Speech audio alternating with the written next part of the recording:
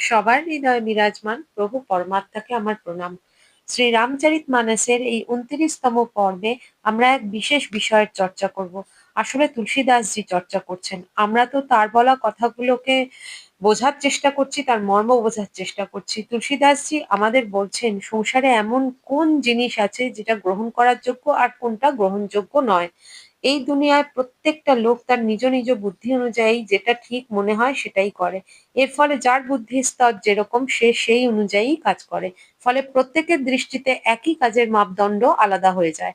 কোনো কাজ করে কেউ বলে যা করেছি ঠিক করেছি, আবার কেউ তাকে বারণ করতে এলে সে বলে তুমি বলার কে। আবার কেউ সেই একই কাজ ঠিক হবে না করা এটা জেনে তার থেকে বিরত থাকে। তাহলে কোন কাজ করা যাবে আর কোন কাজ করা যাবে না সেটার মাপদণ্ডটা কে বিচার করবে? সেই মাপদণ্ড ঠিক করে দেয় আমাদের শাস্ত্র, সাধু সন্তের বাণী। কারণ এই কথাগুলোকে তারাই সুস্পষ্ট করতে পারে, কারণ তারা ঈশ্বরত্বের খুব নিকটে আছে বা ঈশ্বরকে পেয়েই গেছে ঈশ্বরের প্রতিনিধি দ্বারা। কারণ তারা ঈশ্বরে লীন হয়ে আছেন, তাই তাদের বাণীই আমাদের কাছে প্রামাণিক বলে গণ্য হবে। তো এই কথা তুলসীদাসজি আমাদের বোঝানোর জন্য পরের স্তুতিতে কি বল।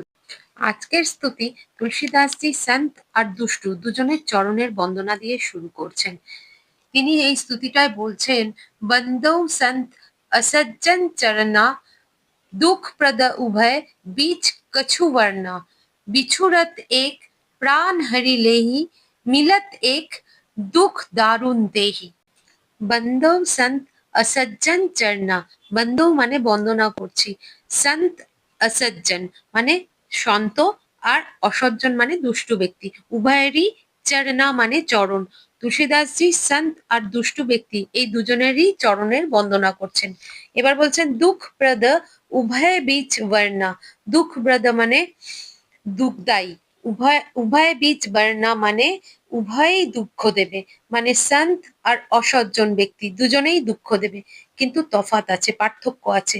বিছুরত এক এক প্রাণ হরি লেহি, বিছুরত মানে পৃথক হওয়ার সময়, এক মানে সন্তের কথা বলছেন, প্রাণ হরি লেহি মানে প্রাণ হরণ করে নেন। বলছেন সন্তরা যখন জীবন থেকে বিদায় নেন বা পৃথক হন তখন প্রাণ হরণ করার মতো হয় বিরহ ব্যথা, এত কষ্ট হয়। মিলত এক দুঃখ দারুণ দেহি, মিলত মানে দেখা হওয়া, সাক্ষাৎ হওয়া, এক মানে এখানে অসজ্জন বা দুষ্টু ব্যক্তি, দুঃখ দারুণ দেহি মানে দারুণ দুঃখ দেবে, দুর্গতি দেবে। দুষ্টু লোক যদি দুর্ভাগ্যবশত জীবনে প্রবেশ করে, তার সাথে দেখা হয়, সে নিদারুণ দুঃখ দেবে, ক্লেশ দেবে, এছাড়া তার কাছে কিন্তু দেওয়ার মতো আর কিছুই থাকে না। এবার এক অসাধারণ পরিস্থিতিতে যাব। তিনি এখানে বলছেন, উপজহি এক সঙ্গ জগ মাহি জলজ জোক জিমি গুণ বিলগাহি সুধা সুরাসম সাধু অসাধু জনক এক জগ জলধি অগাধু। উদাহরণগুলো শুধু দেখুন প্রত্যেক জায়গায়। এটা সন্তের বিশেষত্ব। যখন তারা জনমানুষকে বোঝান তখন নিত্যদিনের জীবন থেকে কিন্তু তথ্য তুলে এনে বোঝান। আগের পর্বেই কাকের উদাহরণ, শিলাবৃষ্টির উদাহরণ, কুম্ভকর্ণের কথা, কত কিছু আমরা দেখেছি। কারণ কি? জনসাধারণ যেন অতি সহজেই তা বুঝে জীবনে সেটা অবলম্বন করতে পারে, বোধগম্য হয়, তাদের অন্তরে মিশে যায় যেন। তাহলে তিনি বলছেন এখানে, উপজহি এক সঙ্গ জগ মাহি, উপজহি মানে জন্ম নেওয়া, একসঙ্গে মানে একসাথে, জল মাহি মানে জলের মধ্যে। কোন দুটো জিনিসের একসঙ্গে জন্ম হয়েছে জলের মধ্যে? জলজ জোক জিমি গুণ বিলগাহি, জলজ মানে এখানে জলের মধ্যে কমল, কমলের জন্ম, আর জোকের জন্ম, জোক মানে এখানে জোকের জন্ম হয়। জোক কি করে? রক্ত খায়। তো সেই জলের মধ্যে দিয়ে কোনো প্রাণী, মানুষ যাই যাক না কেন, সে কিন্তু রক্ত খাওয়ার জন্য একদম এমন ভাবে বসে যায় যে ছাড়ানোই যায় না। যখন রক্ত খেয়ে তার পেট পুরো ভর্তি হয়ে যায় তখনই একমাত্র সে ছেড়ে দেয়। জিমি মানে হচ্ছে যাদের, গুণ বিলগাহি মানে হচ্ছে দুটো গুণের গুণ বিপরীতধর্মী। বিলগাহি কথাটার মানে হচ্ছে একদম বিপরীতধর্মী গুণ, একদম আলাদা আলাদা। কমল আর জোকের গুণের কোনো মিল নেই। আমরা গুরুর চরণকে কমলের সঙ্গে তুলনা করি। চরণ কমল কেন বলা হয় তার বিস্তর ব্যাখ্যা কিন্তু আমরা শুনেছি। তো কমলের মতো পবিত্র, সুগন্ধিত, পাবন, সুশীতল, মনোরম বস্তুর সাথে জোকের মতো এক প্রাণীর তুলনা কিভাবে করা সম্ভব? কিন্তু দুজনেরই জন্ম কাদা জল বা জল থেকে হয়। জন্মদাতা কিন্তু জল। কিন্তু গুণ সম্পূর্ণ আলাদা আলাদা। কেমন করে? পরের লাইনে, সুধা সুরাসম সাধু অসাধু। সুধা মানে অমৃত, সুরা মানে মদিরা, সাধু অসাধু কার সমান? সাধু অমৃতের সমান। আর যে অসাধু দুষ্টু স্বভাবের সে কেমন? সুরা মানে মদিরার সমান। দেখুন দুজনের গুণগত পার্থক্য কত। অমৃত কি করে? অমৃত তত্ত্বের দিকে আমাদের নিয়ে যায়। আর অমৃত মানে যা আমাদের ভেতরের বিষের নাশ করে। ওষুধকেও এই কারণে কিন্তু অমৃত বলে, কারণ সে আমাদের ভেতরে যে রোগের বিষ আছে তাকে নষ্ট করে দেয়। তো সাধু সন্তরা অমৃতের সমান। আমাদের মধ্যে যে মনোবিকার রূপী বিষগুলো রয়েছে, ঈর্ষা, ক্রোধ, কাম, ঘৃণা, অহংকার ইত্যাদি অগণিত প্রকারের অবগুণ আছে।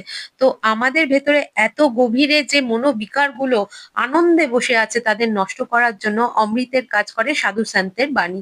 তো সুধা সুরা সম সাধু অসাধু জন জনক এক জগ জলধি অগাধ।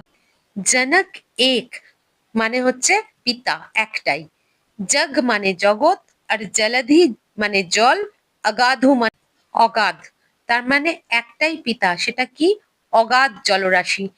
এবার সে জন্ম দিচ্ছে সাধু অসাধু দুজনকেই সে সৃষ্টি করছে। সাধু মানে জল থেকে এখানে কমলের সৃষ্টি, আর অসাধু মানে এখানে যোগকে বোঝাচ্ছেন তিনি।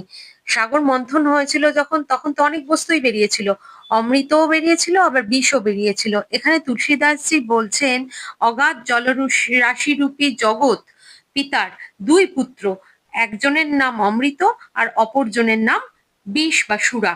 সুরার কি গুণ? ব্যক্তিকে প্রমাদে নিয়ে যায়, ব্যক্তিকে ভেতর থেকে সম্পূর্ণ রাক্ষস করে দেয়। তার কোনো হুঁশই থাকবে না, মদ খেয়ে লোক নালিতে পড়ে থাকে, আমরা সবাই দেখেছি। সেটাই তো সুরার কাজ।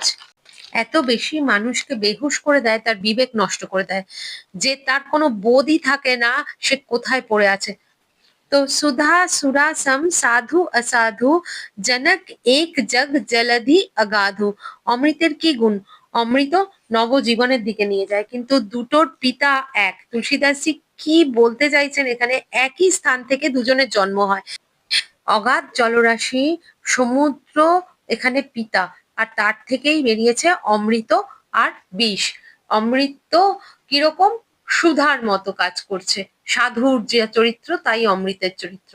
আর সুরা মানে বিষ, অসাধুদের যেরকম স্বভাব চরিত্র সেটাই হচ্ছে বিষের মতো। কিন্তু সৃষ্টিকর্তা তো একই, এখানে তিনি সেটাই বোঝাচ্ছেন। একই স্থান থেকে দুজনের জন্ম, অথচ স্বভাবে দেখুন, গুণে দেখুন আকাশ আর পাতালের তফাৎ থাকে, বিপরীতধর্মী গুণ। একটা উদাহরণের মাধ্যমে আমরা একটু বুঝতে চেষ্টা করি। ধরুন তিনজন ব্যক্তি, তিনজনকেই রান্না করতে দেওয়া হয়েছে, একই সবজির তরকারি হবে, ওজন করে সমপরিমাণে সেই সবজি সবাইকে দেওয়া হলো, আর তার সাথে দেওয়া হলো সমপরিমাণে অন্যান্য উপকরণও, মশলা, নুন, চিনি সব এক সমপরিমাণে। বলা হলো একই সবজির তরকারি তিনজনেই যেন রান্না করে। এবার দেখা গেল একই সামগ্রী, সমস্ত কিছু একই পরিমাণে দেওয়ার পরও একজন অত্যন্ত সুস্বাদু রান্না করেছে, আর একজন মধ্যম স্বাদের, আর একজন অত্যন্ত খারাপ রান্না করেছে। কেন হয়? আমরা কোনোদিন কি ভেবে দেখেছি? কারণ পৃথক পৃথক রান্নার সাথে পৃথক পৃথক ব্যক্তিত্ব জুড়ে যায়। যে বড় প্রেমের সাথে আনন্দ দিয়ে রান্না করে তার উৎকৃষ্ট রান্না হয়। গুণ বিলেগাহি বলেছেন না, ব্যক্তির সাথে গুণও আলাদা হয়ে যায়। একটা কাহিনী মনে পড়ছে, এক সাধু গঙ্গার কিনারায় বসেছিল। অনেক লোক তার কাছে আসে, কষ্টে ব্যাধিতে তারা জর্জরিত। তো যে জায়গায় সে বসেছিল সেখানে সে যজ্ঞ করেছিল, তো তারই যে ভস্য ছিল সেটাই সে লোকেদের দিত, তা নিয়ে তারা চলে যেত এবং ভালোও হয়ে যেত। এটা দেখে একটু দূরে বসে থাকা ব্যক্তি মনে মনে ভাবলো যে কি এমন করে এই সাধু, যে ওই হোমের ভস্য দিচ্ছে আর লোকে ভালো হয়ে যাচ্ছে।